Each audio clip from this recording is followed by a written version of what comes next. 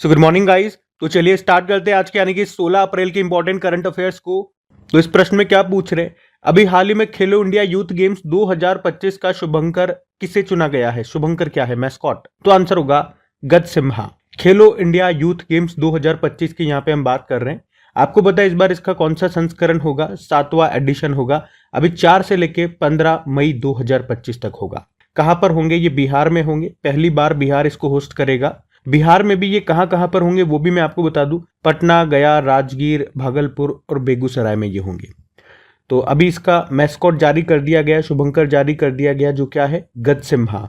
और ये जो गज सिम्हा है ये हाथी की शक्ति और शेर के दिल का प्रतीक है। और ये शुभंकर नालंदा और बोधगया के पाल वंश के अभिलेखीय विरासत से लिया गया है, जिसे मंदिरों और उनके स्तंभों पर उकेरा गया था। और वैसे यहाँ पे खेलो इंडिया यूथ गेम्स 2025 का शीर्षक टाइटल क्या रखा गया है, खेल के रंग बिहार के संग। और इसमें जो लोगो होगा उसमें नारंगी और हरा रंग है, आप देख सकते हो। तो इतनी बातें अभी याद रखनी है, इतनी बातें हमारे पास आ चुकी हैं खेलो इंडिया यूथ गेम्स 2025 से संबंधित। मेन तो एक तो याद रख लो आप कौन सा एडिशन है, कहां पर होंगे और इसका मैस्कॉट क्या है। अच्छा, अभी खेलो इंडिया में आप देखोगे कुछ और भी मैं आपको रिवाइज करवा दूं। अभी जैसे खेलो इंडिया विंटर गेम्स 2025 हो चुका है, 5वां एडिशन था, जम्मू कश्मीर और लद्दाख में हुआ था। उसमें टॉप पे भारतीय सेना रही थी। फिर अभी खेलो इंडिया पैरा गेम्स भी हो चुके हैं, इस बार इसका दूसरा संस्करण था, नई दिल्ली में हुआ। इसका मैस्कॉट, इसका शुभंकर था उज्ज्वला, जो रिप्रेजेंट करता है गौरैया को। और इसकी टैगलाइन थी हौसलों की उड़ान, चैंपियंस बियॉन्ड लिमिट। और एंथम था खिलेगा खिलेगा मेरा इंडिया, जीतेगा जीतेगा मेरा इंडिया। और इसमें टॉप पे हरियाणा रहा था। और आज हमने बात कर ली है खेलो इंडिया यूथ गेम्स के बारे में। अच्छा, इसी तरह से कुछ और मैस्कॉट जो अभी हाल ही में न्यूज में थे वो भी मैं आपको अगर रिवाइज करवाऊं तो एक तो याद रखना, अभी पिछले साल नवंबर में जो 8वीं महिला एशियाई हॉकी चैंपियंस ट्रॉफी हुई थी, बिहार में ही हुई थी, वो भी बिहार के राजगीर में। उसका मैस्कॉट क्या था, गुड़िया। जो बिहार का राजकीय पक्षी है गौरैया, वो उसी को रिप्रेजेंट करता है। अभी 38वें जो नेशनल गेम्स हुए 2025 में ही उत्तराखंड में, और उसमें जो उसका मैस्कॉट रखा गया वो मौली रखा गया था। टैगलाइन थी संकल्प से शिखर तक। अभी पहले खो खो वर्ल्ड कप 2025 का आयोजन हुआ था, पहली बार, पहला एडिशन था, भारत में हुआ, नई दिल्ली में। और उसका मैस्कॉट था तेजस और तारा, जो कि हिरण है। और ये मैंने आपको बता ही दिया खेलो इंडिया पैरा गेम्स का। और ये अभी हमने पढ़ा था कुछ दिन पहले ही कि भारत की 7वीं सबसे बड़ी पंजाब आधारित दूध सहकारी संस्था है मिल्क फेड। इसने अपने वेरका डेयरी ब्रांड के लिए वीरा को शुभंकर के रूप में चुना था। ठीक है, तो ये भी 2-4 प्रश्न इस तरह से ध्यान में रखना। अगला प्रश्न देखते हैं। फिर अगले में पूछ रहे हैं, भारत का पहला गैलियम नाइट्राइड आधारित सेमीकंडक्टर प्लांट किस राज्य में बनाया जा रहा है। तो आंसर हो जाएगा छत्तीसगढ़ में। अच्छा, सेमीकंडक्टर तो आपको पता है ना क्या होता है, जिस तरह से कंडक्टर मतलब जिसमें करंट बड़े आराम से फ्लो कर जाती है, चालक जिसे आप बोलते हो। और एक होता है इंसुलेटर, जिसमें करंट फ्लो नहीं करती है, कुचालक जिसे बोलते हो। और एक अर्धचालक होता है सेमीकंडक्टर। नाम से पता लग रहा है इसमें आधे तो कंडक्टर के गुण होंगे, आधे इंसुलेटर के गुण होंगे। मतलब जो इसमें करंट फ्लो होगी ना, उसे आप कंट्रोल कर सकते हो, ज्यादा भी कर सकते हो। मतलब इसे आप कंडक्टर की तरह भी इस्तेमाल कर सकते हो, इंसुलेटर की तरह भी इस्तेमाल कर सकते हो। इसमें से फ्लो होने वाली, बहने वाली करंट को आप कंट्रोल कर सकते हो। इसी कारण से इसका इस्तेमाल इलेक्ट्रॉनिक डिवाइसेज में होता है। इसके कुछ एग्जाम्पल्स अगर आप देखोगे सेमीकंडक्टर के, तो सिलिकॉन हो गया, जर्मेनियम हो गया, गैलियम हो गया। तो अभी नया रायपुर छत्तीसगढ़ में भारत का पहला गैलियम नाइट्राइड आधारित सेमीकंडक्टर प्लांट बनाया जा रहा है। और कहा जा रहा है 2026 तक ये बनकर तैयार हो जाएगा। और इसकी शुरुआत अभी छत्तीसगढ़ के जो मुख्यमंत्री विष्णुदेव साय, उन्होंने कर दी है। और इसे पॉलीमेटेक इलेक्ट्रॉनिक्स के द्वारा स्थापित किया जा रहा है। यहाँ पर न केवल सेमीकंडक्टर चिप्स बनेंगी, बल्कि radio frequency system, defence electronics और आर्टिफिशियल इंटेलिजेंस पर भी काम किया जाएगा। आपको पता है नॉर्मली जो सेमीकंडक्टर चिप्स होती हैं वो सिलिकॉन की बनी होती हैं, पर यहाँ पर गैलियम नाइट्राइड से बनाई जाएंगी, क्योंकि गैलियम नाइट्राइड से बनी सेमीकंडक्टर चिप्स ज्यादा फास्ट, पावरफुल और ज्यादा एफिशिएंट होती है। इसीलिए हमारा प्रश्न भी यही था कि भारत का पहला गैलियम नाइट्राइड आधारित सेमीकंडक्टर प्लांट ये कहां पर बनाया जा रहा है, तो याद रखेंगे आप छत्तीसगढ़ में। इसी तरह से सेमीकंडक्टर से संबंधित कुछ और इंपॉर्टेंट प्रश्न मैं आपको रिवाइज कराता हूं। देखो, तो सबसे पहले तो आप ये याद रखो कि 29 दिसंबर 2021 को, उस समय जो हमारे केंद्रीय सूचना और प्रौद्योगिकी मंत्री थे, कौन, अश्विनी वैष्णव। वैसे तो आज भी यही है हमारे इलेक्ट्रॉनिक्स मंत्री।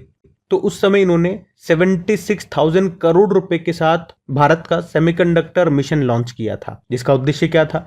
घरेलू और विदेशी कंपनियों को भारत में चिप विनिर्माण संयंत्र स्थापित करने के लिए प्रोत्साहित करना। ठीक है, एक तो ये याद रखना कि हमारा सेमीकंडक्टर मिशन कब शुरू हुआ था, 2021 में। और अभी भारत सरकार ने भारत सेमीकंडक्टर मिशन के तहत अभी जून 2023 में साणंद गुजरात में है, सेमीकंडक्टर यूनिट स्थापित करने के लिए एक अमेरिकी कंपनी है माइक्रॉन, उसके प्रस्ताव को मंजूरी दी थी। और टाटा ग्रुप की टाटा इलेक्ट्रॉनिक्स कंपनी ये भारत में 2 सेमीकंडक्टर प्लांट स्थापित करेगी, एक तो धोलेरा गुजरात में और एक असम के मोरीगांव में। और एक और भारतीय कंपनी है कायंस सेमीकॉन प्राइवेट लिमिटेड, ये भी गुजरात के साणंद में एक सेमीकंडक्टर यूनिट स्थापित करेगी। और इजराइल की सेमीकंडक्टर कंपनी है टावर, वो अडानी ग्रुप के साथ मिलकर के एक सेमीकंडक्टर चिप प्लांट लगाएगी। कहां पे? महाराष्ट्र के रायगढ़ जिले में। सेमीकॉन इंडिया 2024 प्रदर्शनी का आयोजन अभी ग्रेटर नोएडा में हुआ था। और भारत सरकार ने पहला national security semiconductor manufacturing plant, जिसका नाम है शक्ति,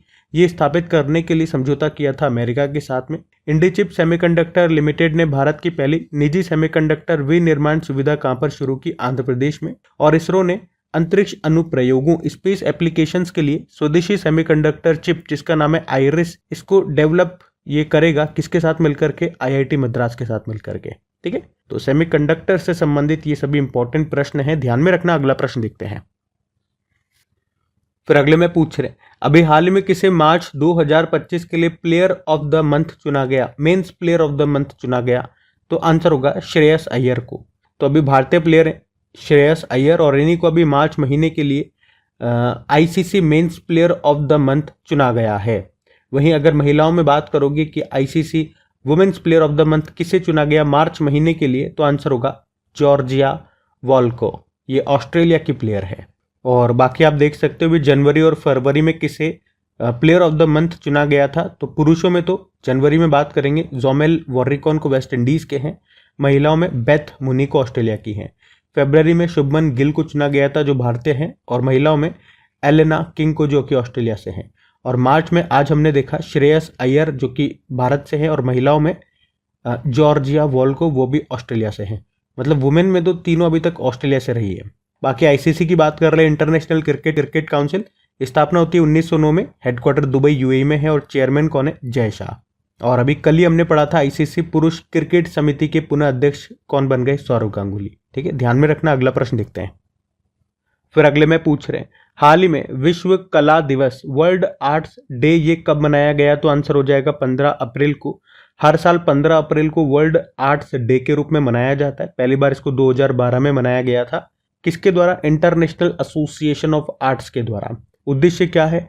कला शिक्षा को बढ़ावा देना और सभी विषयों में कलाकारों को सम्मानित करना। और 15 अप्रैल को ही क्यों? क्योंकि ये लियोनार्डो दा विंची की जयंती होती है इस दिन, इसीलिए। और थीम क्या है? एकता और उपचार के लिए कला।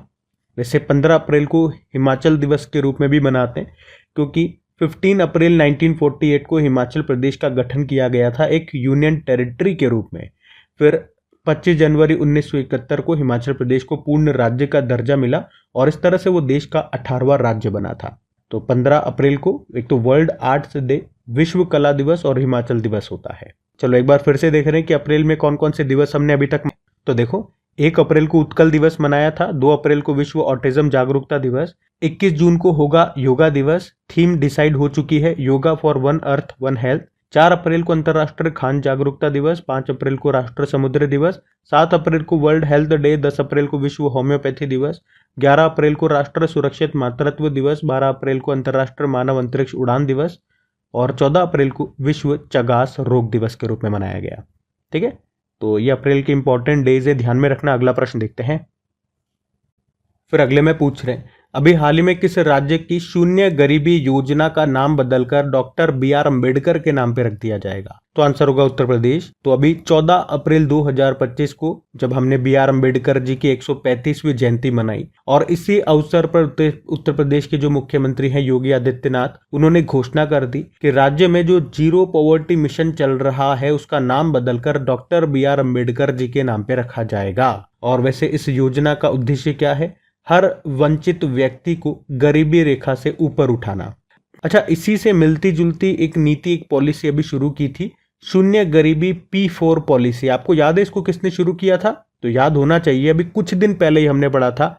आंसर होगा इसका आंध्र प्रदेश ने। अब देखो यहाँ पे दो तरह की बातें होती है, डॉक्टर B.R. अम्बेडकर जी से संबंधित और नाम बदला जा रहा है। तो दोनों से संबंधित कुछ इंपॉर्टेंट प्रश्न मैं आपको रिवाइज कराता हूँ। पहले तो B.R. अम्बेडकर जी से संबंधित कुछ इंपॉर्टेंट प्रश्न, जहां से प्रश्न बन सकते हैं एग्जाम में, जैसे कि इनको भारत रत्न, भारत का सर्वोच्च सम्मान कब मिला था? 1990 में। और उनके समाधि स्थल को कहा जाता है चैत्य भूमि। और पूना पैक्ट ये कब और किनके बीच हुआ? ये प्रश्न एग्जाम में आता है। 24 सितंबर 1932 में महात्मा गांधी और डॉक्टर B.R. अम्बेडकर जी के बीच में। कहां पर हुआ? पुणे के यरवदा जेल में। अच्छा, किस भारतीय ने तीनों गोलमेज सम्मेलन में पार्टिसिपेट किया था? ये प्रश्न आता है एग्जाम में, डॉक्टर B.R. अम्बेडकर जी। और साथ में याद रखना, गांधी जी ने केवल दूसरे गोलमेज सम्मेलन में कांग्रेस की तरफ से हिस्सा लिया था। अच्छा, B.R. अम्बेडकर जी की फेमस बुक है, उसको याद रखना, the problem of the rupee, its origin and it's solution.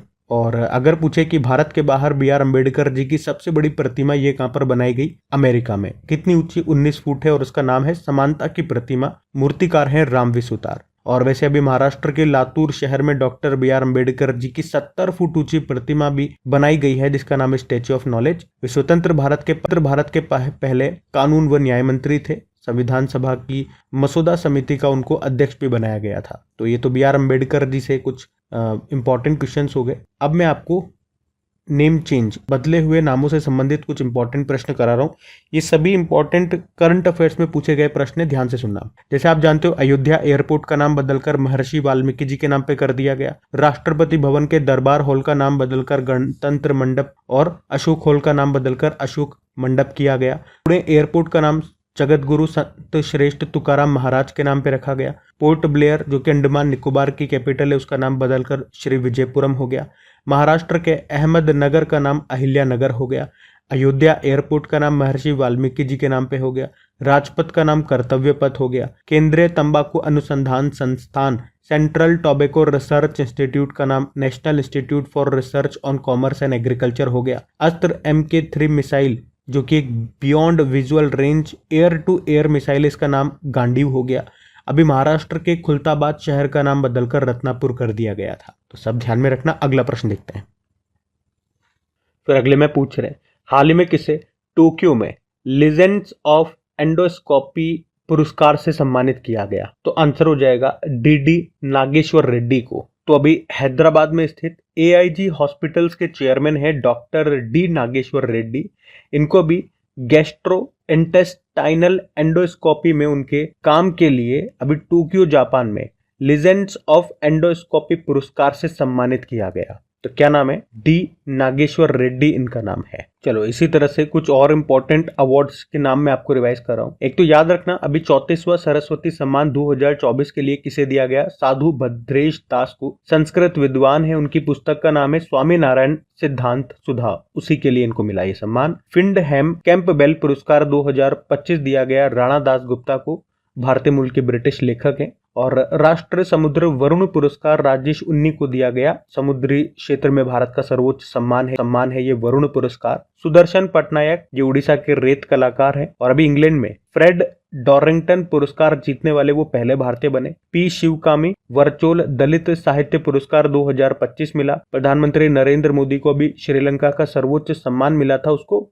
मित्र विभूषण कहते हैं। महाराष्ट्र भूषण पुरस्कार रामवी सुतार को मिला। 2025 का भी स्टॉकहोम जल पुरस्कार गुंटर ब्लॉशेल को मिला, ऑस्ट्रिया वियना के हैं। 59 नंबर का ज्ञानपीठ पुरस्कार 2024 के लिए दिया गया विनोद कुमार शुक्ल को, हिंदी लेखक है छत्तीसगढ़ से। संगीत कलानिधि पुरस्कार 2025 RK श्री राम कुमार को दिया गया, वायलिन वादक है, जिसे ऑस्कर ऑफ कार्नाटिक म्यूजिक भी कहा जाता है। तो ये 10 इंपॉर्टेंट अवार्ड्स हैं, सारे के सारे आपको याद होने चाहिए, इसीलिए मैं इंपॉर्टेंट लेकर के आया हूं, ध्यान में रखना। अगला प्रश्न देखते हैं। फिर अगले में पूछ रहे हैं, अभी हाल ही में किस राज्य को आधार कार्यान्वयन में उत्कृष्टता के लिए 2 UIDAI पुरस्कारों से सम्मानित किया गया? तो आंसर होगा मेघालय। तो अभी मेघालय को UIDAI द्वारा 2 श्रेणियों में सर्वश्रेष्ठ प्रदर्शन करने वाले राज्य के रूप में मान्यता दी गई है। और किन 2 श्रेणियों में, किन 2 कैटेगरी में इसने अच्छा प्रदर्शन किया?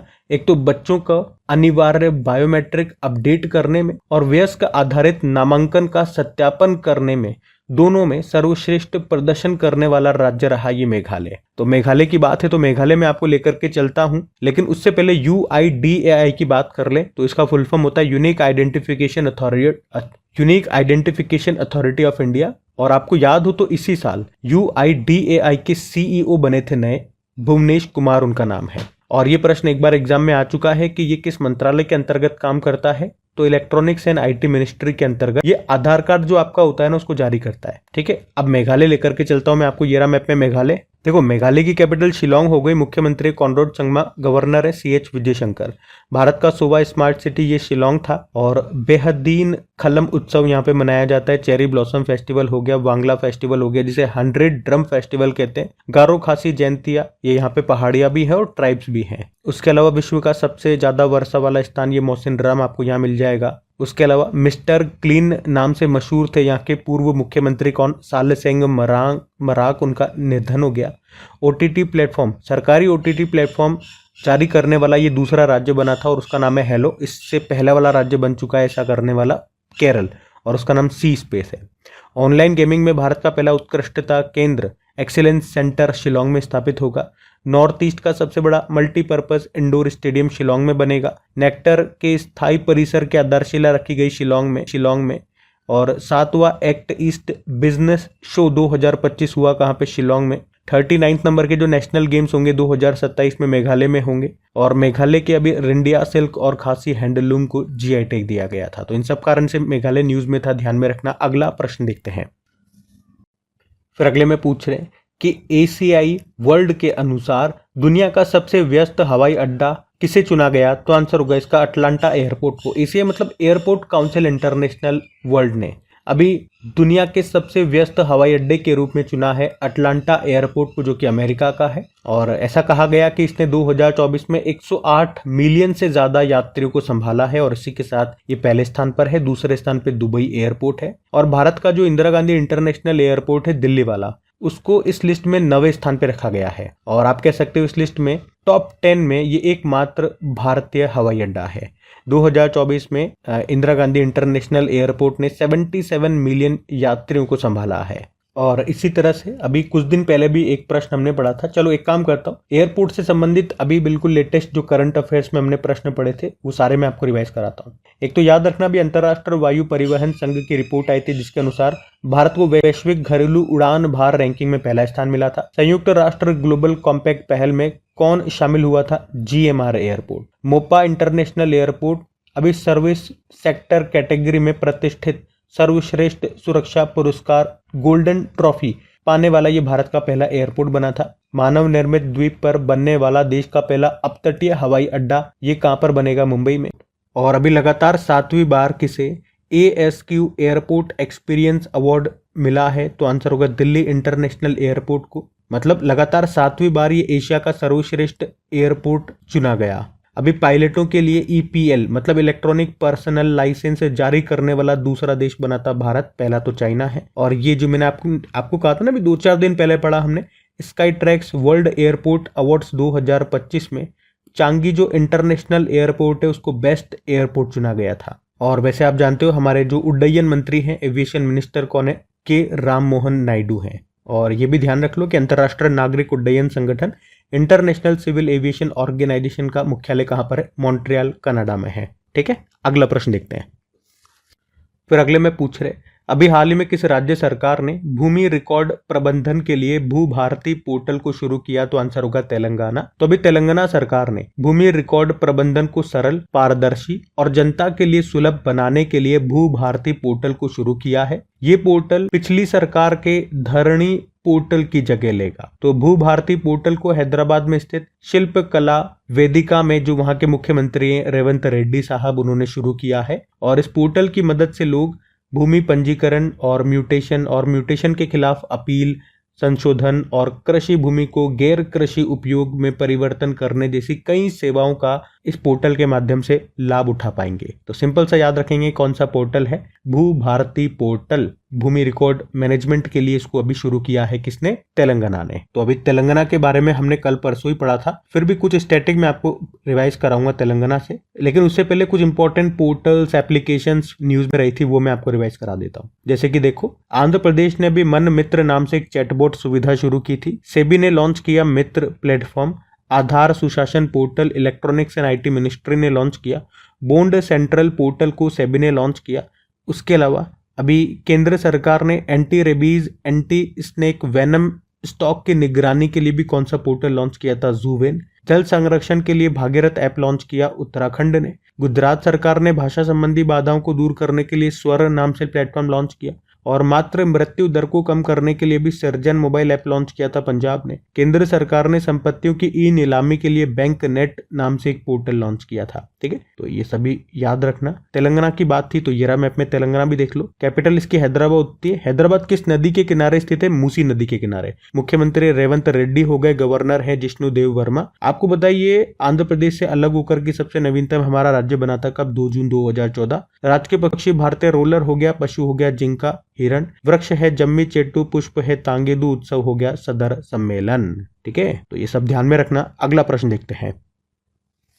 फिर अगले प्रश्न में क्या पूछ रहे हैं, देखो कि अभी संयुक्त राष्ट्र द्वारा पहली बार शिपिंग उद्योग पर कार्बन टैक्स कब से लागू किया जाएगा, तो आंसर होगा 2028 से। तो अभी इंटरनेशनल मैरीटाइम ऑर्गेनाइजेशन जो कि यूनाइटेड नेशन की एक एजेंसी है, इसने पहली बार शिपिंग इंडस्ट्री पर कार्बन टैक्स लगाने का डिसीजन लिया है और भारत और 62 देशों ने इस डिसीजन के पक्ष में वोटिंग भी की है। ये टैक्स 2028 से लागू होगा और ऐसा अनुमान है कि इस टैक्स से 2030 तक 40 बिलियन यूएस डॉलर तक कमाई हो सकेगी। क्या हो गया कार्बन टैक्स का मतलब, हो अगर कोई कंपनी कार्बन डाइऑक्साइड और दूसरी जो ग्रीन हाउस गैसेज होती है उनका उत्सर्जन करती है तो उस पर ये टैक्स लगाया जाएगा और इसी टैक्स को कार्बन टैक्स कहा जाएगा। और इसकी कैलकुलेशन उनके हिसाब से वो जैसे भी देखेंगे उस हिसाब से वो करेंगे, लेकिन हमने कहा कि अगर कोई कंपनी कार्बन डाइऑक्साइड या जो भी ग्रीन हाउस गैसेस का उत्सर्जन करेगी उस पर ये लोग टैक्स लगाएंगे और उसी टैक्स को कार्बन टैक्स कहा जाएगा। और इससे फायदा क्या होगा या ये क्यों शुरू कर रहे हैं, उद्देश्य क्या है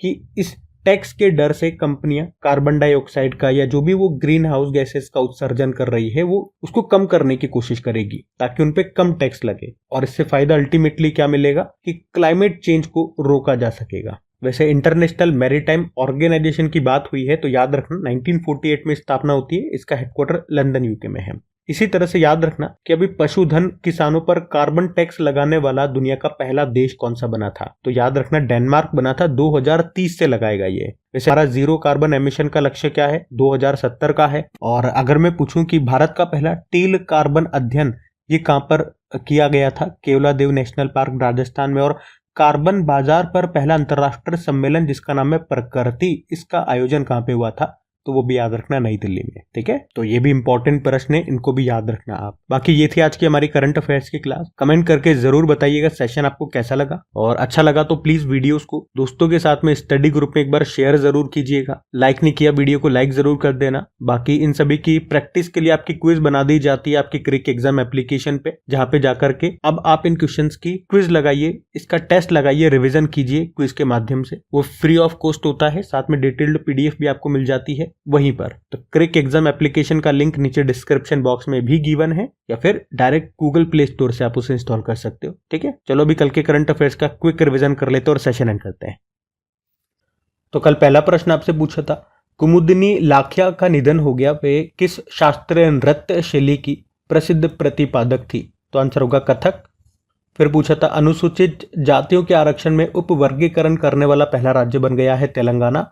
2024-25 इंडियन सुपर लीग खिताब को किस टीम ने जीता, मोहन बागान सुपर जायंट्स। भारत जो है ये लेजर निर्देशित हथियार प्रणाली का सफलतापूर्वक परीक्षण करने वाला दुनिया का कौन सा देश बन गया, चौथा। किसे वर्चोल दलित साहित्य पुरस्कार 2025 से सम्मानित किया गया, पी शिवकामी को। विश्व चगास रोग दिवस 14 अप्रैल को। किस भारतीय अभिनेता को मकाऊ कॉमेडी फेस्टिवल 2025 में भी सम्मानित किया गया, Aamir Khan. Bahrain formula 1 grand pre 2025 का खिताब जीता, ऑस्कर पियास्त्री। और किसने मोंटे कार्लो मास्टर्स 2025 का खिताब जीता, कार्लोस अल्काराज। और आखिरी प्रश्न पूछा था आईसीसी पुरुष क्रिकेट समिति का पुनः अध्यक्ष किसे बनाया गया? सौरव गांगुली को। चलो कल का भी होमवर्क प्रश्न देखते हैं और सेशन एंड करते हैं। तो कल आपसे पूछा था विशु त्योहार ये कहाँ मनाया जाता है? तो आंसर हो जाएगा केरल में। आप सभी ने प्रश्न का बिल्कुल सही उत्तर दिया। अब ये आज का आपका होमवर्क प्रश्न।